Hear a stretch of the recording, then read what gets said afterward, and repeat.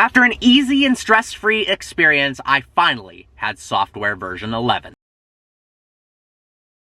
What is going on, guys? I hope you're having a fantastic day. If you're new to the channel, my name is Parker Nierenstein. This is Vehicle Virgins, and we got one heck of a Tesla update today. One of the coolest parts about owning a Tesla is the free over-the-air software updates, and I don't think I can overstate this enough. To put things into perspective, imagine if BMW announced that all new M3 owners were gonna get an over-the-air update where it increased power by 50 horsepower, you got better traction control, and the multimedia system was improved, all for free, just because. That's simply never gonna happen, but Tesla does it. They've done over-the-air updates to improve the performance of their cars and also add features. It essentially future-proofs your car, which is really awesome. Tesla easily could have come out in a year and a half from now with a Plaid that has track mode with variable traction control and the ability to make it rear-wheel drive.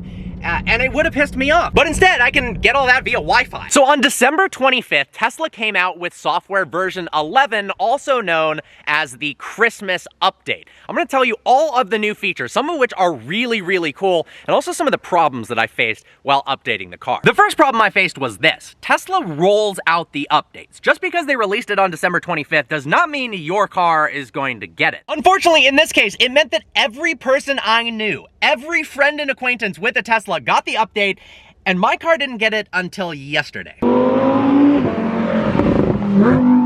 Nice. Obviously, that was pretty frustrating, particularly since some of the things had to do with Christmas. I wanted to make a timely Christmas video, but I wasn't able to. So how do you know your Tesla has an update? Well, there's two different ways to check. The first way is on the main display. If we click this car button down here, if we see that this little arrow is orange, it means we have a software update available. The second way is by checking your phone. Yes, my sister named my car Pierre. I don't in the app, and it should say software update right above controls if you have one available. In order to update your Tesla, you have to connect it to Wi-Fi. You used to be able to do it over 3G or 4G, but apparently now you can only do it via Wi-Fi. The issue is the Tesla does a really poor job at actually finding Wi-Fi. You have to have the strongest Wi-Fi with the largest range to actually get it to work. I went to my dad's house. The Wi-Fi worked outside in the driveway on my phone. I could connect to it, but it wouldn't reach the car. At my house, same thing, it wouldn't work. At my friend's house, I would get 5 bars of Wi-Fi on my phone, but only 1 bar of Wi-Fi on the Tesla, and it was super, super slow. So I did come up with a solution. The solution is to use a mobile hotspot. The issue was my Tesla wasn't finding my mobile hotspot until I clicked this one button. Until I turned on maximize compatibility, it wouldn't work. But the second I did that,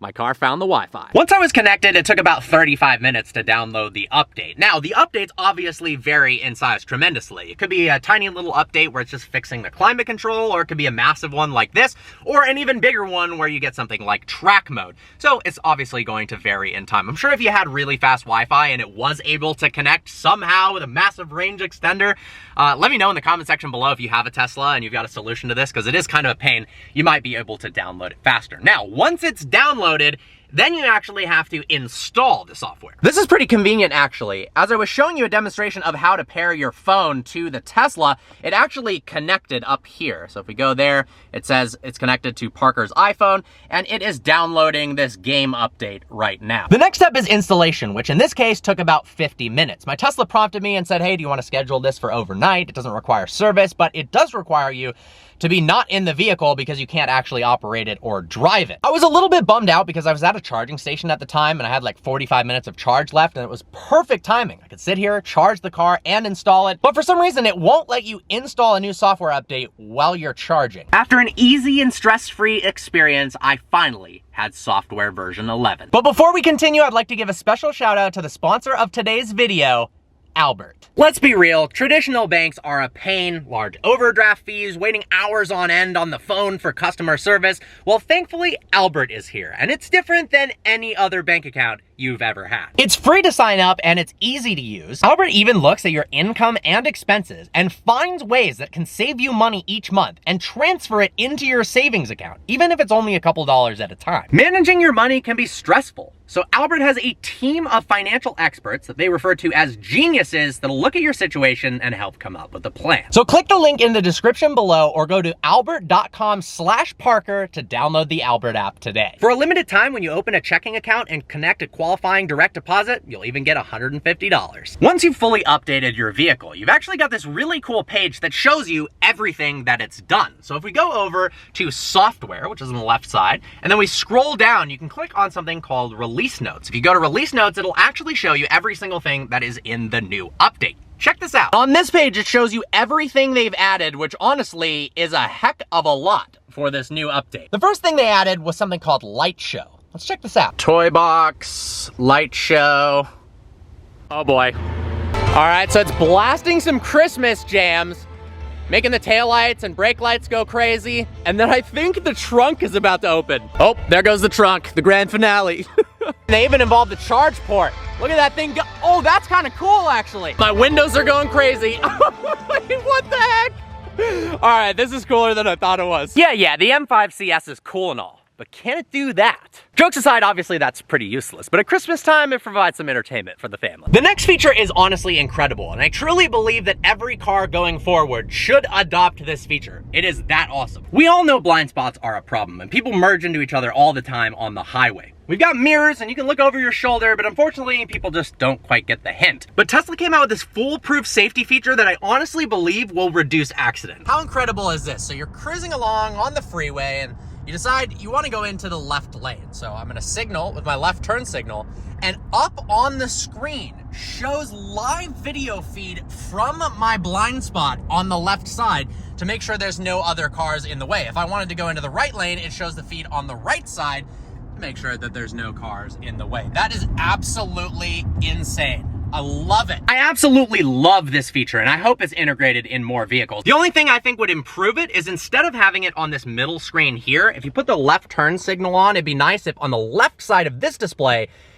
that blind spot popped up here, and then maybe if you turn the right signal on, the right video display would pop up here. I'm not sure if this screen is capable of that, but it would be really, really cool to have. The next feature they added is waypoints for navigation. One of my least favorite things about navigation systems is the inability to add a stop. Let's say I'm in a foreign place, I need to make it to a Tesla charging station, but I want to go to Subway on the way to get some food. Instead of having to navigate to Subway first and then typing it in again and going to the supercharging station, they finally added what's called waypoints, where you can add stops along the way in your navigation route. Check this out. Head up to navigate. Let's find the charger first. Perfect. And now we can go in right here and click add stop. Let's add Subway. And check it out, now it's got both the route to Subway and then after that, the route to the charging station. Honestly, I think this is gonna come in handy a lot and I'm super glad they added that feature. All right, this next one's the best one by far. I have a small wiener. Your mom watches vehicle virgins. That's right, Tesla has added a Megaphone to the Model S. I already have so many fun ideas to use this. So you go to Boombox, then you click Megaphone, and then it's amplifying my voice with a slight delay. Hello. Testing, 1, 2. They've done it. They've added TikTok. No excuses being bored at a charging station anymore. Get out of here, Charlie D'Amelio. There's a bunch of other cool little updates as well. For one, if you put it into autopilot, it automatically adjusts the suspension into comfort mode. Obviously, you don't want the most firm suspension when you're on autopilot on the freeway. That's pretty cool. There's some new games and some bug fixes, as well as some cold weather mode options.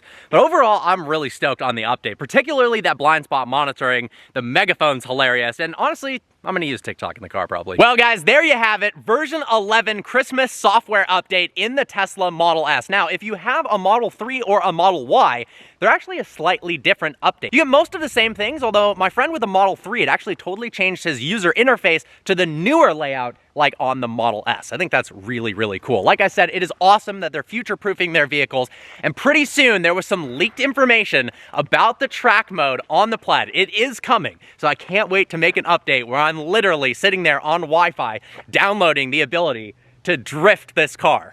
All right, guys, see you next video.